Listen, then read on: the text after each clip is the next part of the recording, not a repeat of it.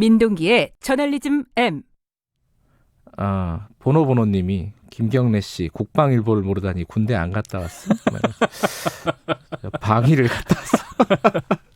죄송합니다. 이게 항상 금요일은 뉴스 브리핑하고 저널리즘 M을 동시에 진행해서 좀 헷갈립니다. 자, 지금 이 시간은 저널리즘 M입니다.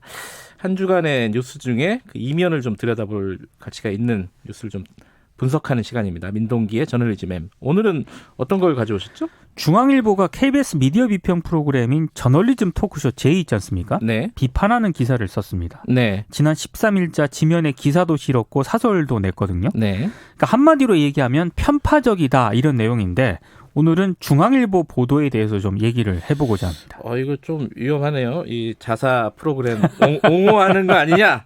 이렇게 저희들도 비판을 받을 수가 있습니다. 어떤 문제가 있는지 좀 알아보죠. 일단 로데이터가 없습니다. 그게 무슨 말이에요? 로데이터가 없다. 로데이터를 공개하지 않기로 방침을 정했다고 합니다. 그러니까 중앙일보가 보도를 했는데 네. 거기에 대한 실제 분석 자료를 공개하지 않는다. 그러니까 중앙일보 기사는요. 네. 윤상직 자유한국당 의원과 자유한국당 싱크탱크인 여의도 연구원이 분석한 결과를 인용을 했거든요.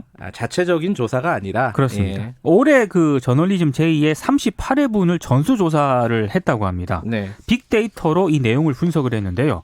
근데 기사에 편파적이다라는 내용은 분명히 있는데 로데이터가 없습니다. 중앙일보 기사에도 없고 여의도 연구원을 제가 직접 가봤는데 홈페이지에도 없습니다. 윤상직 의원실 쪽에서는 로데이터를 공개하지 않기로 방침을 정했다고 합니다. 예컨대 숫자는 있을 거 아니에요. 조국을 몇 번 인용했다. 그렇습니다. 이런 숫자는 있는데 그 숫자의 근거를 밝히지 않는다 이거죠. 그렇습니다. 예. 왜 안 밝히죠? 이게 자신이 없나요? 아니 근데 저도 이해가 안 가는 게요. 로데이터를 봐야 이게 판단이 가능한 대목이거든요. 네. 그리고 저널리즘 제작진 입장에서 봐도 로데이터를 봐야 해명을 하든 반박을 하든 할 수가 있습니다. 네. 저 같은 독자 입장에서 봤을 때도 로데이터를 봐야 여의도 연구원의 보고서가 타당한지 중앙일보 기사가 타당한지 여부를 판단을 할 수가 있는데 공개를 하지 않기로 했다는 것 자체가 좀 논란이 제기될 수 있는 그런 대목이고요. 예. 특히 이번 보고서는 프로그램 폐지가 정답이다 이런 결론을 냈다고 하거든요. 이런 엄청난 결론을 내면서 로데이터를 공개하지 않는 게 이게 책임 있는 태도인가 이런 의문이 좀 듭니다. 그러니까 지금 말씀하시는 거는 중앙일보 기사 자체가 옳다 그르다 이 문제가 아니라 네. 그걸 판단할 수 있는 근거가 없다는 거네요. 판단을 할 수가 없는 거 아니겠습니까? 로데이터를 봐야 하는데.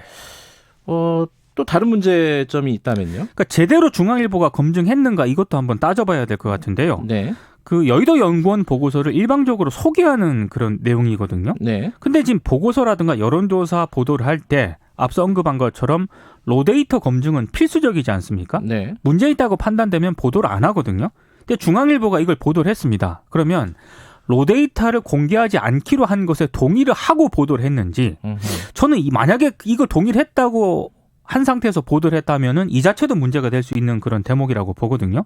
그러니까 이런 의문점들에 대해서 중앙일보가 제대로 지금 해명을 하지 않고 있습니다. 좀 이상하긴 하네요. 조국을 200번 넘게 언급을 하고 박근혜를 90번 언급을 했다. 그럼 밝히면 되잖아요. 1회에서 3번 언급됐다. 2회에서 4번 언급됐다. 이렇게. 네. 틀릴까봐.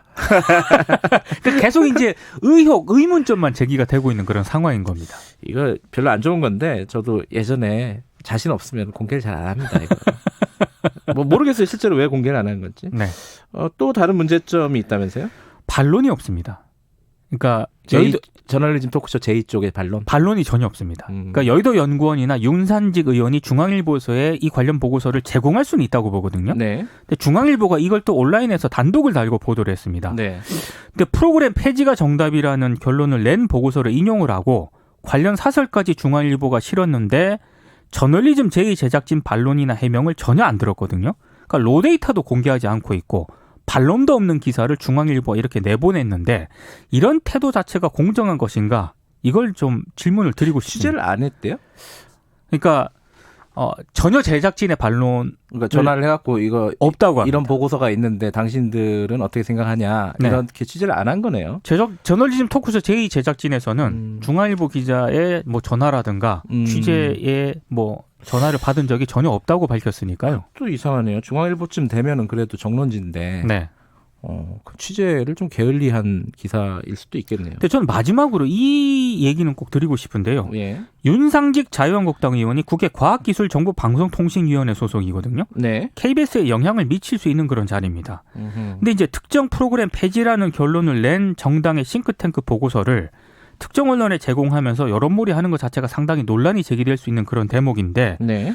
전 중앙일보가 이제 언론사지 않습니까? 네. 언론임에도 불구하고 이런 점을 간과한 채 보도를 그대로 내보냈다는 것 자체가 상당히 좀 논란의 여지가 있을 수 있는 그런 대목이라고 봅니다. 저널리즘 토크쇼 제의가 틀렸을 수도 있죠. 그죠? 그러니까 편파적이라고 비판을 충분히 받을 수는 있다고 봅니다. 예, 편파적이었다고 볼 수는 있는데 그렇게 비판하려면 적어도 근거를 좀 제시를 해달라. 근거를 제시를 하면서 비판을 해야 되는 거죠. 그래야지 토론이 되잖아요. 그렇습니다. 그죠? 반론이 있고. 저도 예전에 그 미디어 포커스라는 프로그램에 제가 있었잖아요. KBS에 있을 때.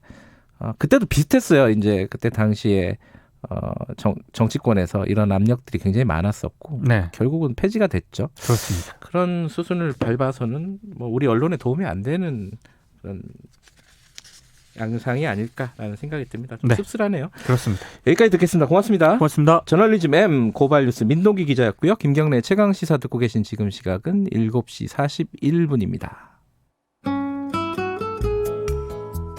날씨 정보입니다. 현재 중부지방은 흐리고 남부지방은 맑은 날씨를 보이고 있는데요. 동진하고 있는 기압골의 영향으로 중서부지방은 아침까지 비가 오는 곳이 있겠습니다.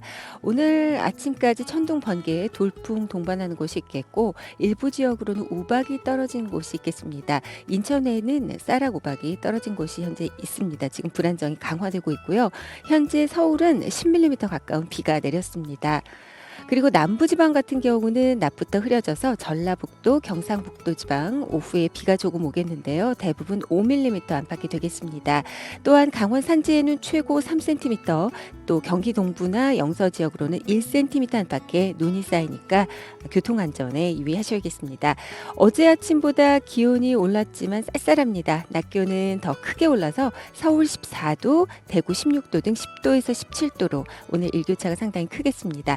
지금 서울의 기온은 4.1도입니다. 날씨 정보였습니다. 다음은 이 시각 교통 상황 알아보겠습니다. KBS 교통정보센터의 박소영 씨입니다.